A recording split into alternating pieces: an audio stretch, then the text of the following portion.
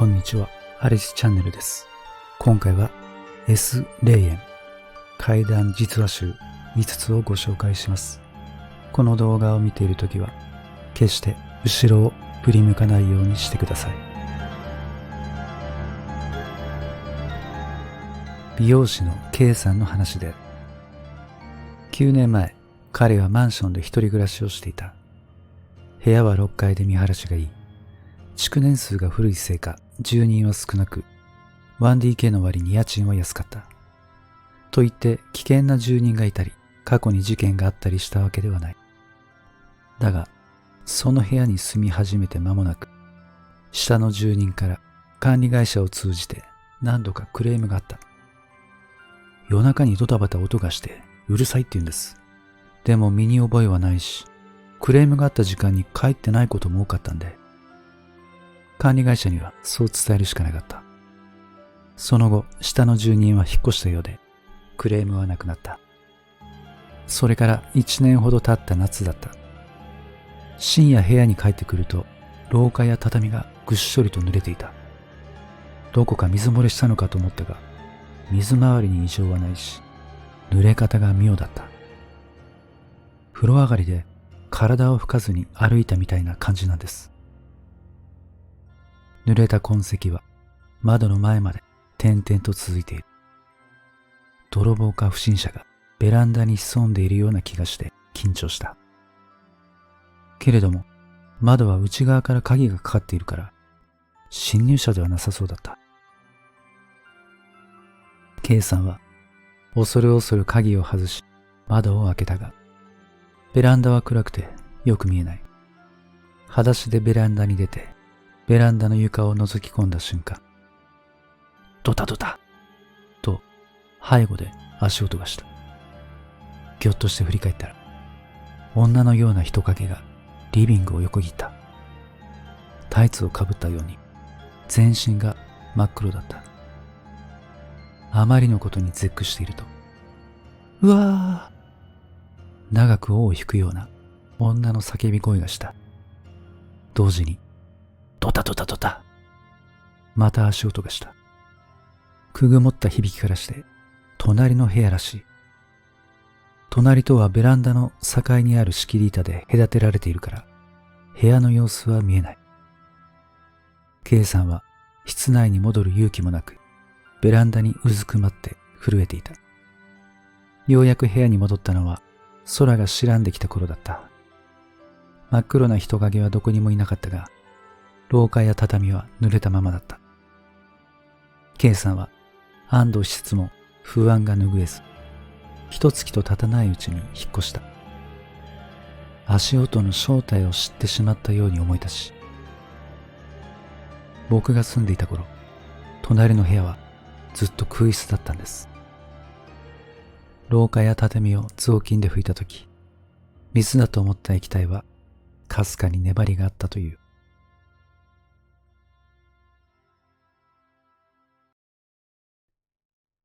自動車工場に勤める愛さんの話で、7年前、彼は4階建てのアパートに住んでいた。部屋は3階で、間取りは 1K である。住み始めて半年ほど経った夏だった。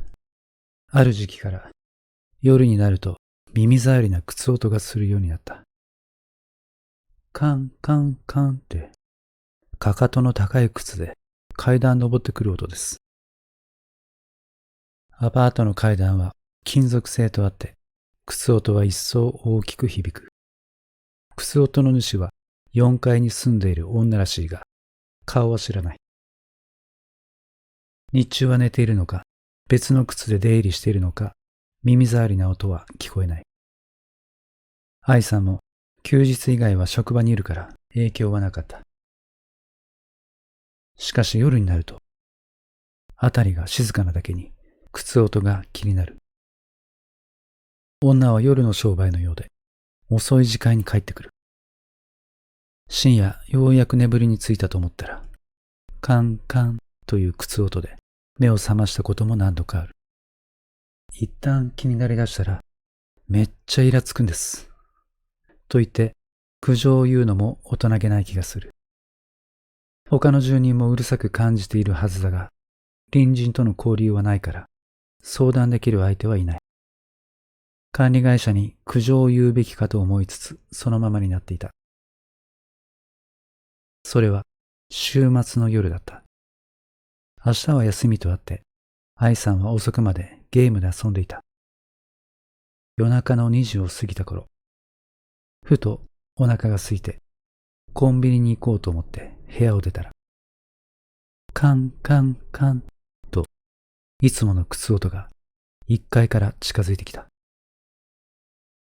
どんな奴か顔を見ちゃろうと思って、わざとゆっくり階段を降りたが、靴音がするばかりで誰も上がってこない。奇妙に思って歩調を早めたが、なぜか踊り場で足が止まった。階段を降りようにも体がこわばって前に進めない。踊り場で立ちすくんでいると、カンカンという靴音がすぐそばに迫った。だが、そこには誰もいない。一体どうなっているのかと思った瞬間、なんでそこにおるんと耳元で女の声がした。途端にゾッとして膝が震えた。再びカンカンと靴音が響いて4階に上がっていった。靴の音が止むと同時に全身の力が抜けてその場にへたり込んだ。翌日管理会社に電話をしてそれとなく聞いてみると、4階に女性は住んでおらず、靴の音に関する苦情もないという。勤務先に頼み込んで間もなく職場の寮に引っ越した。あれは自分しか聞こえんやったんかと思ったら気色悪いけですね。それと耳元で声が聞こえた瞬間、女のイメージが浮かんだんです。キャバ嬢みたいに胸元の開いたドレスを着て派手なサンダル履いとったです。しかし女の顔は思い出せないという。フリーターのユウさんの話である。19年前、バーの従業員だった彼は当時付き合っていた彼女と同棲していた。彼女は看護師でバーの客として知り合ったのが交際のきっかけである。彼女とはお互い将来を考えるほどの仲だったが、仕事の時間帯が異なるだけに顔を合わせる機会が少ない。ユウさんの住まいは繁華街に近いアパートで、彼女が勤める病院にも近かった。少しでも一緒にいられる時間を増やそうと、2年ほど前に彼女が引っ越してきた。ところが、同棲を始めて間もなく、ユウさんが勤めていたバーが経営不振で閉店した。無職になったユウさんは同業者に当たったり、求人誌を読んだりして次の仕事を探した。仕事はなかなか見つからなかったが、彼女と過ごせる時間は増えた。彼女もそれが嬉しかったようで、慌てなくても平気よ。本当にやりたい仕事をじっくり探したら。ユウさんはそんな言葉に甘えて、職探しはほどほどに、のんびりした毎日を楽しんだ。と言って、ただ遊んでいたわけではなく、炊事、洗濯といった家事はユウさんが担当した。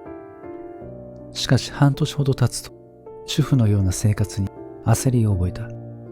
このままでは将来が不安だし、彼女に生活費を負担してもらうのも心苦しい。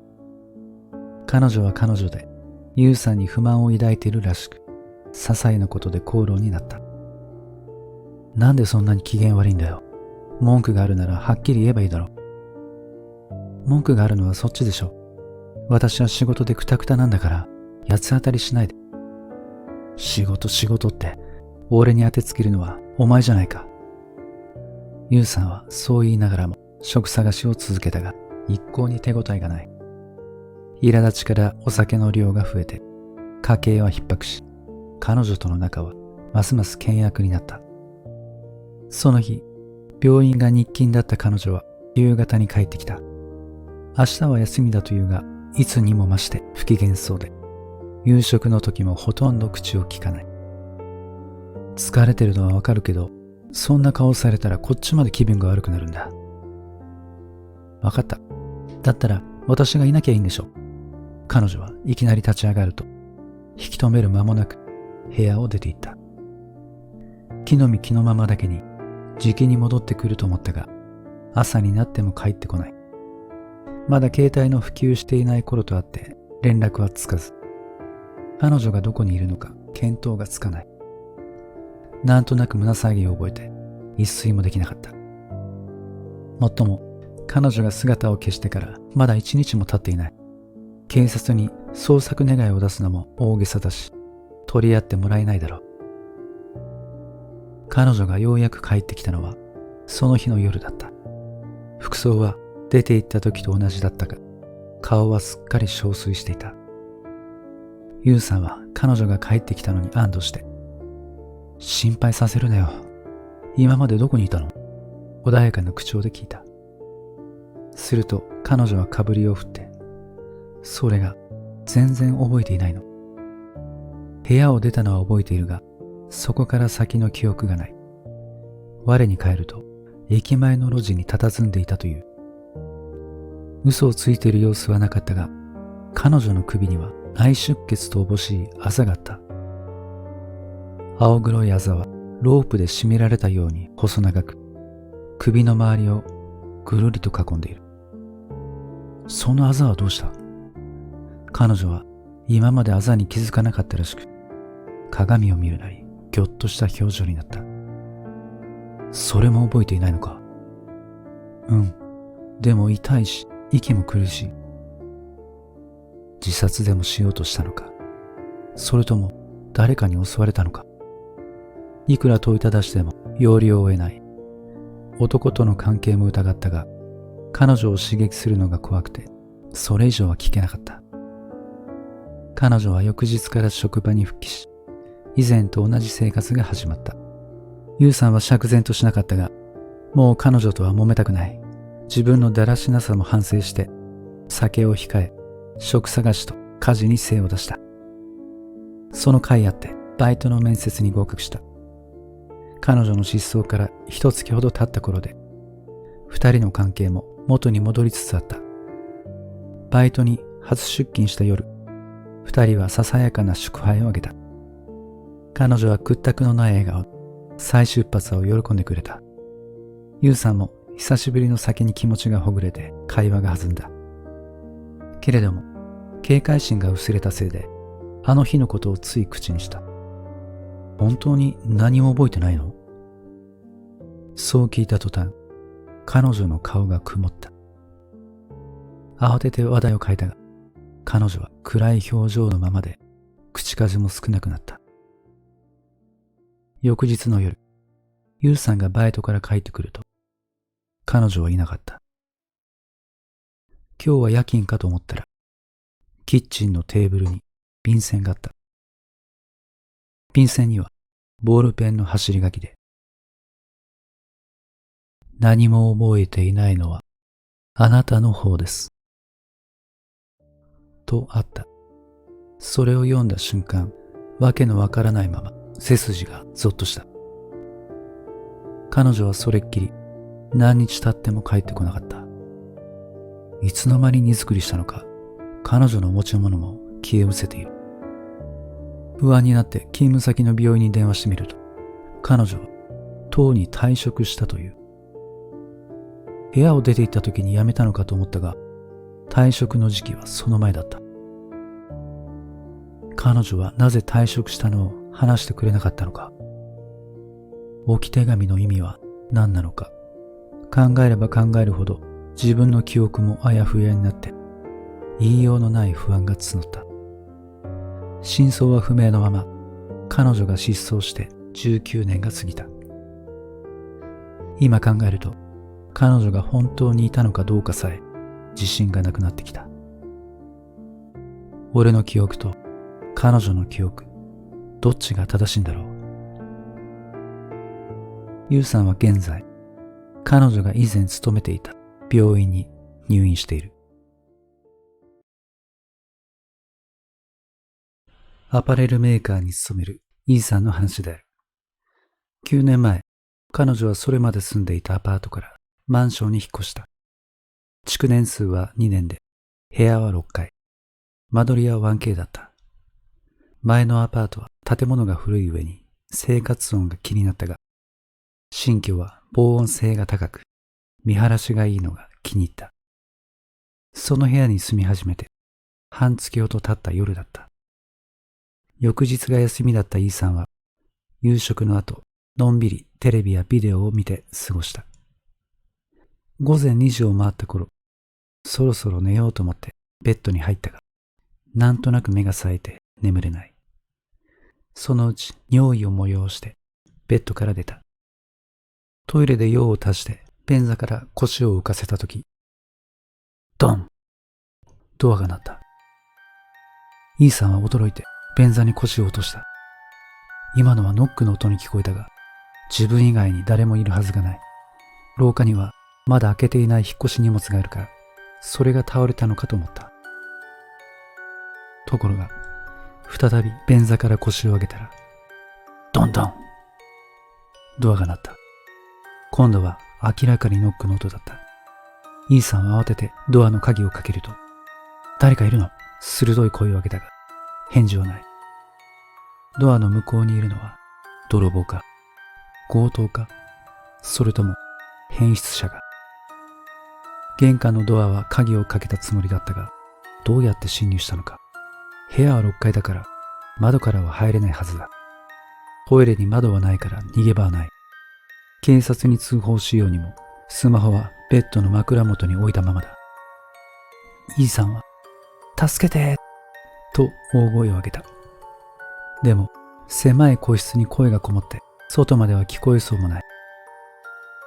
ノックの音はあれきり止んだが、外に出ていく足音がしないから、侵入者はまだ部屋にいるだろう。イーさんは恐怖に怯えながら、1時間近く便座に腰掛けていた。ずっと耳を澄ませているが、ドアの向こうからは何の物音もしない。耳をドアに押し当てても結果は同じだった。侵入者が部屋にいるとしても、このまま閉じ込められているのは耐えられない。イーさんは音を立てないよう、こっそり鍵を開けると、ドアノブを回した。ドアを細めに開けて様子を伺ったが、人の気配はない。逃げるなら今だと思った。次の瞬間、勇気を振り絞ってトイレから飛び出した。外に出て助けを呼ぼうと玄関まで転がるように走った。すると玄関のドアには鍵がかかっていて、ドアチェーンもしてあった。照明をつけて室内を見回したが、誰かが侵入した形跡はなく、窓も内側から鍵がかけてあった。トイレまで戻ってみると、廊下の引っ越し荷物は倒れていない。ノックの音は空耳だったのか。あまりにはっきりした音だっただけに、空耳とは思えなかったが、他に考えようがない。イーさんはようやく安心してベッドに横たわった。途端に違和感を覚えて跳ね起きた。ベッドが暖かい。ついさっきまで誰かが寝ていたようなぬくもりがある。イーさんは寝る気も失せて、朝になるまで部屋中の明かりをつけていた。次の日、イーさんは不動産会社に連絡して担当者を問いただした。私が住んでいる部屋は前に事件や事故があったんじゃないですか？そんなことはないですよ。まだ経ってから2年ですし。担当者の自信に満ちた声に、ノックの音やベッドのぬくもりは、やはり錯覚だったのだと自分に言い聞かせた。それでもしばらくは夜中にトイレへ行くのが怖かったが、何も起きなかった。2年ほどで転勤になって引っ越した。3年前、イーさんが街を歩いていると、同年代の女性から声をかけられた。誰かと思ったら、前に住んでいたマンションの隣の人だった。わあ、お久しぶり。奇遇よね、こんなところで会うなんて。二人は笑顔で挨拶を交わしたが、まだあのマンションに住んでいるのか聞くと、その女性は急に顔をこわばらせて、こんなこと言わない方がいいかもしれないけど、あなたが住んでいた部屋で、去年男の人が変死したの。だからすごく気味が悪くて。それからその女性も間もなく引っ越したという。E さんは動揺したせいで死因については聞き逃したが、その男性が亡くなっていたのはトイレの中らしい。自殺なのか病死なのかもわからない。だがそれ以来 E さんは夜中のトイレが再び怖くなったという。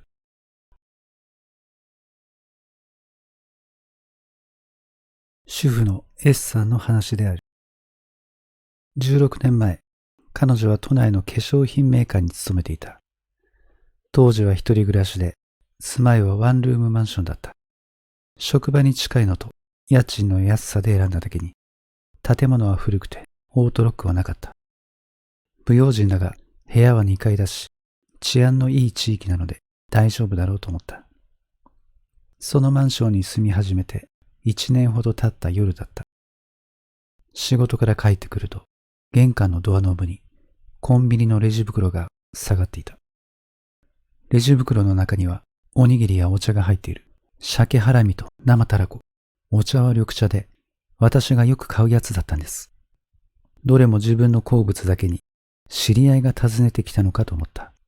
でも彼氏はいないし、今まで部屋に連れてきた友人もいない。もしかすると、同じ階の住人やその知り合いが部屋を間違えた可能性がある。だとしたら、後で誰かが取りに来るかもって思いました。同じ階の住人に確認できれば早いが、誰が住んでいるのかも知らないから、声をかけづらい。S さんは処分に悩んで、レジ袋を一旦冷蔵庫にしまった。しかし翌日になっても誰も訪ねてこなかった。やがて、おにぎりの賞味期限が過ぎたのを確認してから、お茶と一緒に捨てた。それから何日か経った。夜仕事を終えてマンションに帰ってくると、またドアノブにレジ袋が下がっていた。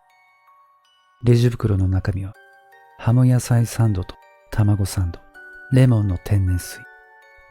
やはり S さんの好物ばかりだった。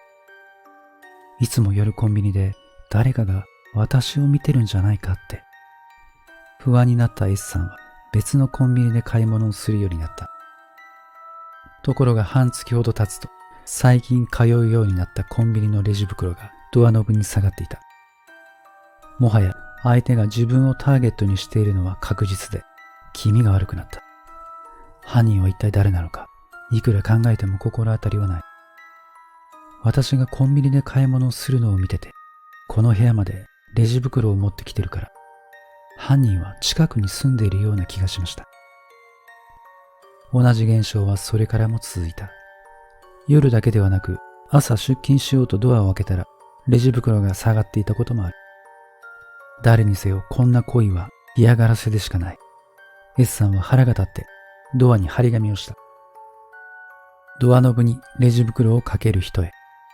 迷惑ですからやめてください。今度やったら警察に通報します。って書いたんです。それからレジ袋がドアノブにかけられることはなくなった。しかし安心したのもつかの間、さらに不快なことが起きた。玄関のドアの鍵穴に得体の知れない液体が付着していたり、郵便受けにアダルト雑誌が入っていたりする。S さんは近くの交番に相談に行ったが、警察官の反応は鈍かった。まだ犯罪とまでは言えないし、同一人物がやったかどうかもわからないって言うんです。巡回を強化しますっていうだけで何もしてくれませんでした。S さんは仕事の行き帰りにコンビニに寄ったとき、辺りに注意を配るようにした。すると、不審な男がいるのに気づいた。男は髪が長くて色白で、度の強そうな眼鏡をかけていた。30代前半ぐらいに見えるが、よれたスーツに T シャツを着て、職業の見当がつかない。男は S さんを尾行しているようで、コンビニや路上で何度も見かけた。S さんが視線を向けると、男は決まって顔を背けて足早に立ち去る。ストーカーはこの男だと確信した。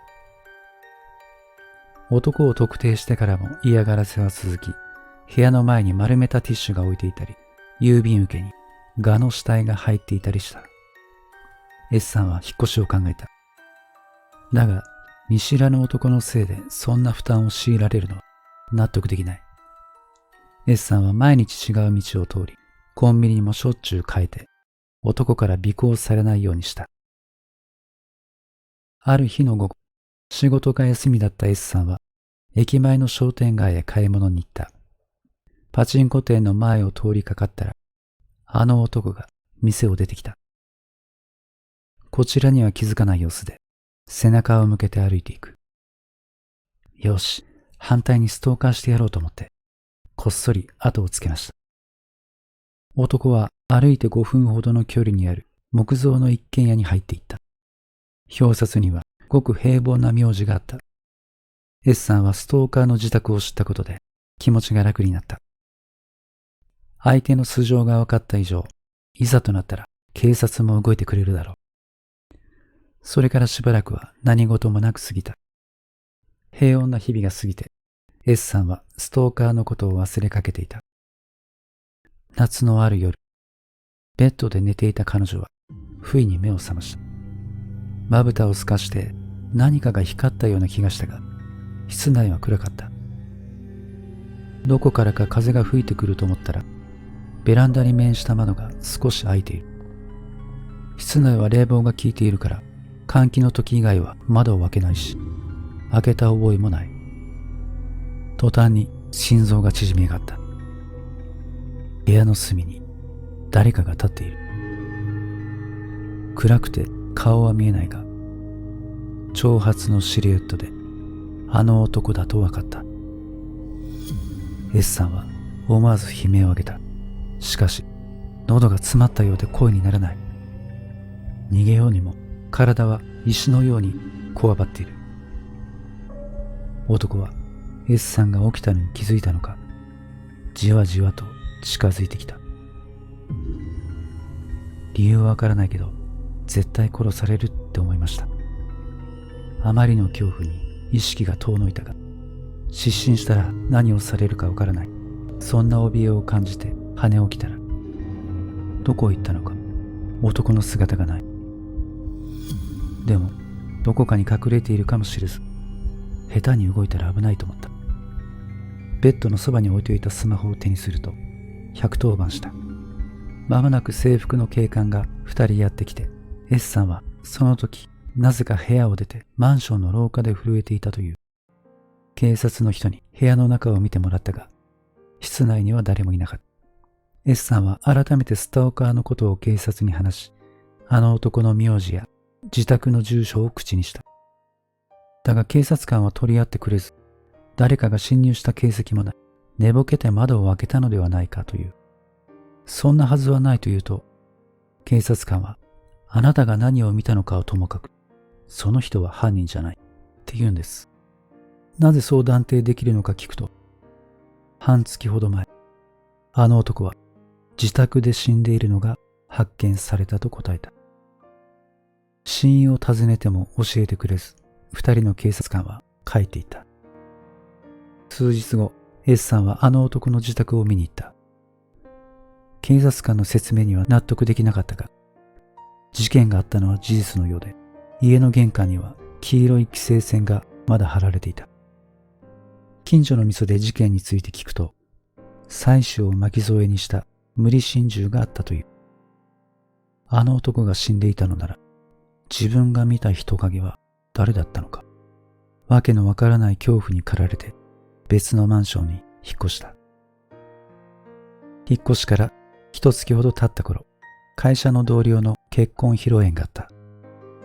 あの頃はガラケーだったし、普段はほとんど写真も撮らないんですけど、S さんは携帯で披露宴の様子を撮影した。後で画像を開いてみると、撮った覚えのない画像があった。それは前に住んでいた部屋のベッドで寝ているS さん自身の顔だったという。